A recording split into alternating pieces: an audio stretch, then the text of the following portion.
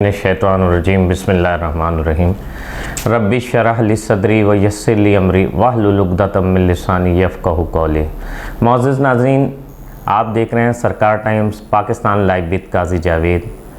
नाज़रीन, सरकार टाइम का ये programme Pakistan live with Qazi Javed में हम पाकिस्तान के मसाइल वसाइल और उनका हल तलाश करने की कोशिश करते हैं।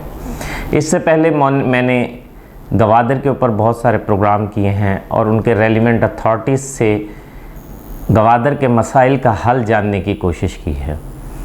अब इंशाअल्लाह ताला कराची के ऊपर कुछ प्रोग्राम करने जा रहा हूँ, क्योंकि इस वक्त ऐसा लगता है कि कराची के मसाइल इतने गंभीर हो गए हैं कि जिनको हल करना नामुमकिन होता जा रहा है।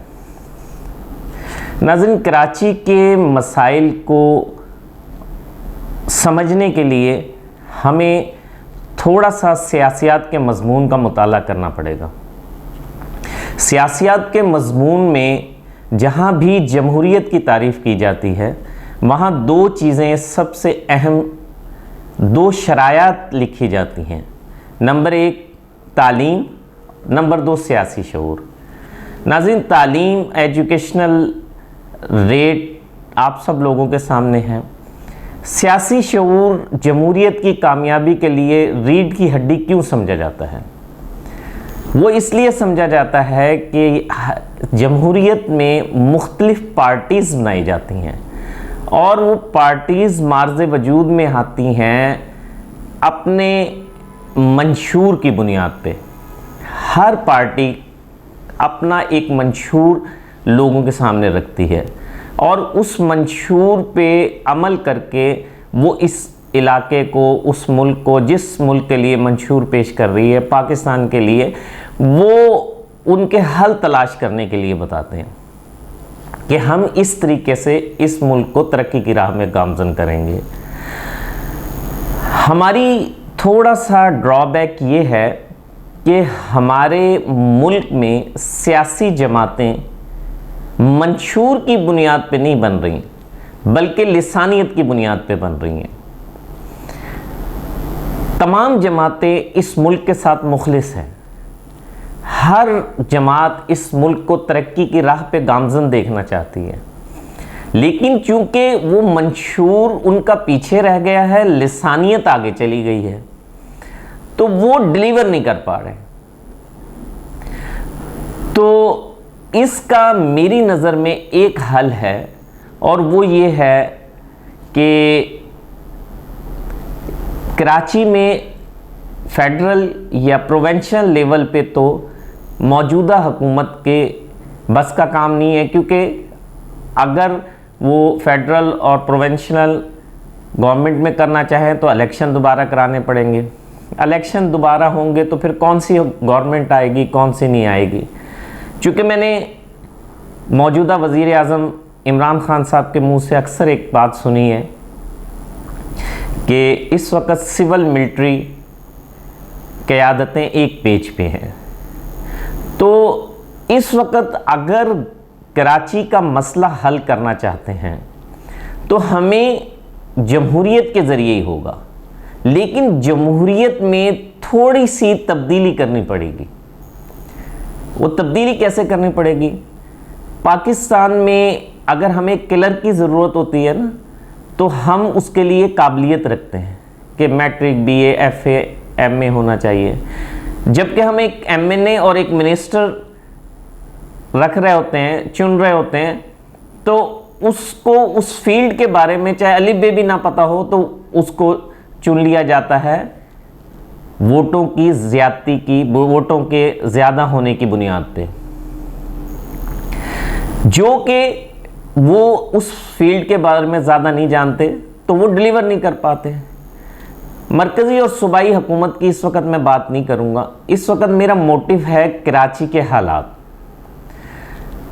इस वक्त वज़ीर आज़म साहब, आप इस कैपेसिटी में हैं, सिविल मिलिट्री क़यादत एक पेज पे है।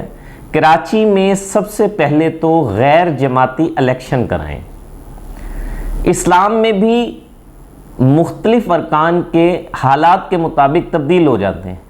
एक मिसाल की बात है, अगर आप नमाज की किसी सूरत में रियायत नहीं है, लेकिन अगर आप खड़े होकर नहीं पढ़ सकते, बीमार हैं, तो बैठ के पढ़ लें, बैठ के नहीं पढ़ सकते तो लेट के पढ़ लें, लेट के नहीं पढ़ सकते तो इशारों से पढ़ लें। आप रियासत मदीना की बात करते हैं तो रियासत मदीना से थोड़ा सा स्टडी करें, आपको बहुत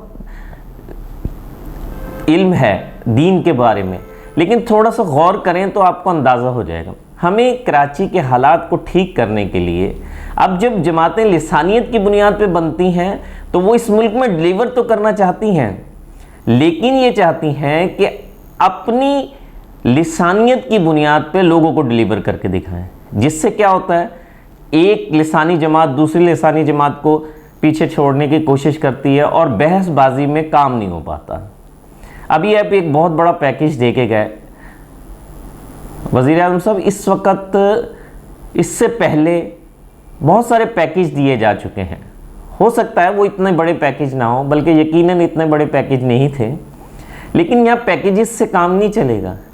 यहाँ पे इलेक्शन इस तरीके से कराएं कि आपके पास बहुत काबिल आईटी की एक खातून हैं, उनसे कहें कि कोई ऐसा सॉफ्टवेयर बनाए जिस सॉफ्टवेयर पे हर इलाके के लोग अपने मसाइल दर्ज करें, और जो लोग इलेक्शन में खड़े होना चाहते हैं वो 8, 4, 5, 6, 7 जितने भी लोग खड़े होना चाहते हैं वो उन मसाइल का हल उसी सॉफ्टवेयर के ज़रिए अपलोड करें। अच्छा, उनमें से जो लोग ज़्यादा बेहतर हल पेश कर सकें उन लोगों को इलेक्शन में खड़े होने की इजाज़त मिलनी चाहिए, और फिर अगर वो इलेक्ट हो जाएं और वो अपने बनाए हुए मंशूर, अपने बनाए हुए मैनिफेस्टो पे अमल ना कर सकें, और अगर उनके मैनिफेस्टो में अमल करने के लिए कोई वफाकी या सूबाई कानून असरअंदाज हो रहा हो तो उसे आप फौरी तौर पे उसमें तरमीम करें ताकि वो डिलीवर कर सके। और अगर इन तमाम चीज़ों के बावजूद वो अपने मंशूर के मुताबिक अमल ना कर सकें तो उसे ताहयात आप डिसक्वालीफाई कर दें, वो कभी ज़िंदगी में इलेक्शन ना लड़ सके और लोगों को मौका दें। अच्छा, दूसरा मसला यहाँ है मेंटेनेंस का मसला, सड़कों, सीवरेज, पानी, इनका मसला है। इनके लिए मेरी एक रिक्वेस्ट ये है कि कराची में बहुत सारे मॉडल्स हैं, हर अपार्टमेंट में मेंटेनेंस के यूनियंस बनी हुई होती हैं जो हर अपार्टमेंट की मेंटेनेंस करती हैं। तो आप मेंटेनेंस के लिए भी हर इलाके की एक यूनियन बना दें, और जो आपका इलेक्टेड रिप्रेजेंटेटिव हो, यानी बीडी मेंबर या जो भी इसको नाम दें वो हो, वो उनको मॉनिटर करें, और वो लोग अपने मसाइल सॉफ्टवेयर के ज़रिए अपलोड करें, और आप या आपके नुमाइंदे उनको मॉनिटर कर रहे हो, या यहीं की जमातों के नुमाइंदे मॉनिटर कर रहे हो कि ये हल कर रहे हैं या नहीं कर रहे। अच्छा, उसमें क्या है, यूनियन बनाई जाएं, इलाके की लेवल पे यूनियंस बनाई जाएं, जैसे अपार्टमेंटों में होती हैं इलाके की यूनियंस बनाई जाएं। इसकी एक मैं वाज़ेह मिसाल पेश करूंगा। Industrial area, site industrial area में एक इसी किस्म की यूनियन बनी है जिन्होंने गोदरा को इतना डेवलप किया है। इन बुरे हालात में जब पूरा डिफेंस डूब गया, कराची डूब गया, वहाँ पे आप जाके देखें स्ट्रीट लाइटें भी जल रही हैं, पानी भी नहीं कहीं पे खड़ा हुआ, कोई मसला नहीं है। उन लोगों ने मिलके अपनी यूनियंस बना रखी, वो सड़कों को भी ध्यान रखते हैं, स्ट्रीट लाइट्स का भी ध्यान रखते हैं, लोगों का भी ध्यान रखते हैं, और वो अगर इलेक्टेड रिप्रेजेंटेटिव हो तो और अच्छी बात है। तीसरा मसला यहाँ बिजली का मसला है। मोहतरम, आप बिजली, आप तो पूरी दुनिया को आपने स्टडी किया है, पूरी दुनिया में सैर की है, पूरी दुनिया को देखा है, तो आप तरक्की याफ्ता ममालिक को रोल मॉडल बनाएं, और उन तरक्की याफ्ता ममालिक को रोल मॉडल बना के, जैसे वहाँ पे टॉपअप का ज़रिया, टॉपअप के तरीके से बिजली डिस्ट्रीब्यूट होती है, आप इसी तरीके से पाकिस्तान में कोई टॉपअप का तरीका राइज कर दें, कार्ड मिले, जैसे मोबाइल, जैसे इसकी एक मिसाल मैं आपको दूंगा कि जैसे पहले पीटीसीएल वालों के या टेलीकम्युनिकेशन वालों के इतने नखरे होते थे कि फ़ोन अगर लगवाने जाएं तो दादा दरख्वास्त देता था, पोते को मिलता था। जब मोबाइल कंपनियां आई, उनके दरमियान कंपटीशन आया, तो अब आप देखें कि कितनी आसानियां हो गई। इसी तरीके से बिजली में आप पूरी दुनिया में आपका इन्फ्लुएंस है, असर और रसूख है। पूरी दुनिया से कंपनीज़ बिजली की डिस्ट्रीब्यूशन की कंपनियों को पाकिस्तान में दावत दें और उन्हें कहें कि अपने कार्ड्स टॉपअप के जारी करें, चोरी बच जाएगी। जो एवरेज बिल गरीब लोगों को, बिल देने वालों को भरना पड़ता है, उससे जान छूट जाएगी।